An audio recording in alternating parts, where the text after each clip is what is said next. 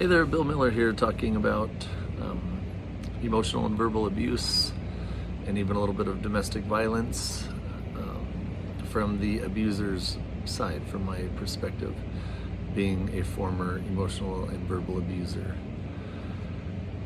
So yesterday we talked about anger and taking responsibility for your anger, and how anger is 100% brought upon by you and your thought process and the way you perceive occurrences. I gave a couple examples, and I'm not gonna harp on this. I mean, this isn't the point of my of tonight. Again, it just I'll have a point here in a minute, but so let me just give another example, and then I'll go from there. This one happens a lot.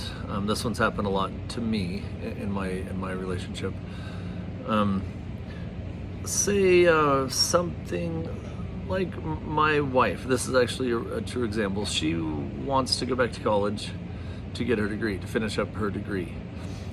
She is in the medical field. She enjoys being in the medical field. She feels like she helps people. It's very fulfilling, even though oftentimes it's sad. It's still like you have a thirst to help people, and then when you get through to them and you see the kind of the fruits of your labor, I'm sure it's very rewarding. I've never been in the medical field myself, but to her it's very rewarding and something she wants to be a part of for the rest of her life, to be a part of the rest of her life. So when she told me, which she's told me several times, that she wanted to go back and finish her degree, at first I felt inadequate. I mean, if I were to use actual words today, now that I know how to express feelings and describe my emotions without getting angry, at first I felt inadequate. I bought this bar. We worked this bar together. My goal was to run this bar for a couple of years, build it back up, because we bought it during COVID, or I bought it during COVID before I met my wife. It was very discounted during COVID, so that was kind of my plan, to buy it right out COVID, get it back, we get through the whole mass and all that bullshit, and then try to sell it for a lot more than what I bought it for, to just to kind of springboard me, or into my next venture, whatever that may be. My wife, she worked here with me 7 days a week. Seems like 24 hours a day, but it really wasn't that much. But it wasn't rewarding for her. It wasn't rewarding for me. It was a little more rewarding for me because it was kind of my venture. It was my investment, my project, if you will, for just professional reasons. So it was something that I started myself, and I wanted to finish. I wanted us to finish it because I felt like I knew that it would help springboard us into a better, kind of a more stable and better path going forward. She, several times throughout that mission of just trying to get the bar to ride out through COVID and then get it built back to where we need it. The potential was there to double or even triple the value of what I initially paid for it. In doing so, I mean, that required us working it, basically every day for a while, maybe 6 months, possibly even 12 months, before we could get it to a sellable state. Remodeling this outside, the patio area, trying to make it a lot cooler than it was, to just increase the potential for earnings for the next owner, or the potential buyer. And that was going to take 6 months for sure of good hard work, just straight up not rewarding, just hard ass work, before we could get it to that point. And that was hard for her because she hated it. It's not rewarding. She just didn't like it, so she wanted to go to school, start school, and finish up her degree. Well, it kind of was ruining my plans. So that was frustrating for me, that it was that I felt like she didn't see the big picture. If we could sell it, walk away with, say, $250,000 as a number, $250,000 in the bank, that would really help us out as far as sending her through school. We could really actually pay all of our bills for a year in advance, not have any stresses or worries, and then I could kind of move on to my next venture, which I've got planned out pretty well. And now she can get her degree, and that was kind of where my mindset was. But it all was like contingent upon us working together to get this bar finished up and get it sellable and then sell it. The fact that she wanted to stop doing that and go to college to fulfill her own needs was offensive to me somehow. I worried, to be dead honest, I worried that she would do it and realize that she doesn't want this life with me anymore, that she wants to move on, I guess, from me and my, being a business owner is hard sometimes. You don't get a paycheck, you live and die by, sometimes, you can work as hard as you want and it still doesn't make it. Sometimes you get lucky, sometimes, it doesn't always make sense. Being a business owner is very challenging. There's very little stability, which tends to be easier for men than women, just by and large. And women are a lot more organized, structured, detail-oriented, planners, planners oftentimes, the majority of times, whereas men just kind of go fly by the seat of their pants a little more often, and that's definitely me. So when she told me she wanted to go back to school, my first reaction, of course, because I reacted angrily to everything back then. I was worried that she was going to go to school and not need me anymore, not need, just kind of just go off on her own way, on her own route, on her own path, and just kind of leave me here with mine, and ours wouldn't mesh. When you get a medical, you go into medical, oftentimes, I know for sure, your first 2, 3, 4, 5 years, you're working weekends, holidays, graveyards, swing shifts, whatever it is. And we're in our 40s with, 6 kids, all of them from seniors in high school down to 5th graders. Her going to school for a year and then maybe working nights and weekends for the next 4 or 5 years. That's most of our kids' years, high school years and things like that. That I was looking at being without her. I would be home at night, she'd be home during the day, just stuff like that. It was really hard for me. And so I was abusive towards her. I made it sound like she was being selfish. I made her feel like she was being selfish for wanting to, live out some, one of her own dreams and taking care of her own self and feeling accomplished and fulfilled. Instead of being supportive, I wasn't at all. I was going to be, after I got my way, I guess, once the bar sold, had full intentions on just saying, absolutely perfect, you take the next year or two and get your degree, whatever degree you want, and I will absolutely support you through school. That was my plan, but she had a different plan, which is absolutely fine. But I made her feel like shit for it, and she didn't do it while we were together.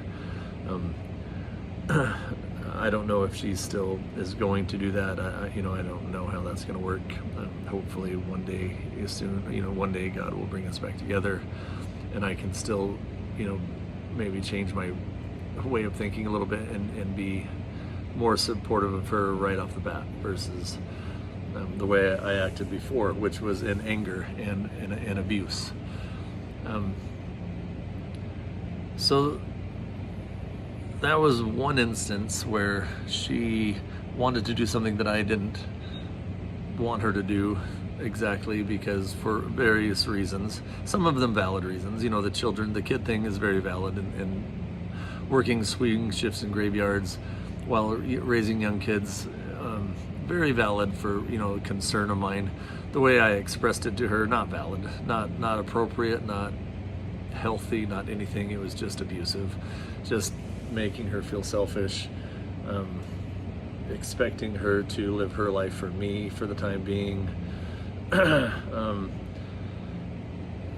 That wasn't any way to handle that. So when I talked about anger last night, it was, just kind of explaining that every single time that we are angry, it is 100% us that is making us angry. It is not the other person. My wife wanting to go to college is not something to get angry about. The way I perceived it is why I got angry. That she would be gone all the time, that she wouldn't need me anymore. She would be, around a bunch of young people that are cool and fun and hip, and I'm, 49 years old and more gray than dark hair anymore, and, bags under my eyes, whatever, and that I just, she wasn't going to need me. I came up with a half dozen things that were going to adversely affect me with her going back to school, so I became angry and abusive. That was 100% my perception of what she wanted to do that caused that. So last night we talked about that, how to change that perception. So let's just say, for example, I did change that perception and say, you know what, this is something that's important to her.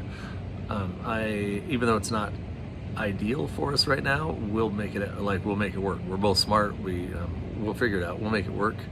Like, we can be a team. I can, step up a little bit more at home, or whatever it takes, to make it happen. That way she feels fulfilled, successful, happy in life. Going to work doing a job you hate doing is never going to make anyone happy. So, I could have done that. I easily could have perceived it that way. It would have absolutely squashed all tension, stress, anger. It would have stopped. It put a stop to all of it, right? So that sounds great, but the next day could have been a different decision that she makes, that I find myself having to do the same thing. I need to sit back and maybe take a step back and think about how I'm receiving this, and instead of getting angry, trying my hardest to not perceive it the way that I am, not feeling insecure or jealous or angry, all of these feelings. Well, that could happen 2 days after I just went through all that with it, deciding to go to college. Now it could be I'm deciding I want a different car, and so then I have to go through that whole process again, which is better than getting angry. But but the root is what I'm after. The most important thing in all of this, and when we're talking about putting an absolute end to our abusive ways, behaviors, and patterns, squashing them, putting an end to them, not getting angry initially and then talking ourselves through it and out of it eventually, and then a few days later going through the same process again. The way that we're going to actually fix us is going back to why. Like, let's go back to her going to college and why it would possibly make me angry, which was insecurity. It made me feel insecure, unwanted, unneeded, for sure. And then that her life was more important than my life, so maybe insignificant, if you will. So those four things stem from something that happened long ago with me. We keep going back to like when we were younger and how we became this person. Well, this feelings of insecurity, those are feelings that were developed inside me. Those are things that happened inside me a long time ago, 30, 40 years ago. dealing with those, like the feeling of inadequacy. Like, I don't want to feel inadequate, and then talk myself out of it. And then a few days later, feel it again, and then talk myself out of it. And a month later, feel it again and talk myself out of it. I want to know why I keep feeling inadequate. I want to know why I keep feeling insecure. I want to get to the root cause of these feelings that I keep having to talk myself out of every time a different occurrence comes up in life, a different instance or decision or whatever or comes up in my life. I want to know. I just don't want to feel it in the first place. I don't want to have to fix it every, once a week. I don't want to have to, be so aware, like walk around being paranoid, trying to be so aware of every warning sign that I have, like I'm getting angry, and then talk myself out of it. And then 2 days later, oh, this is making me angry. I can tell because I'm starting to cuss and my voice is getting loud.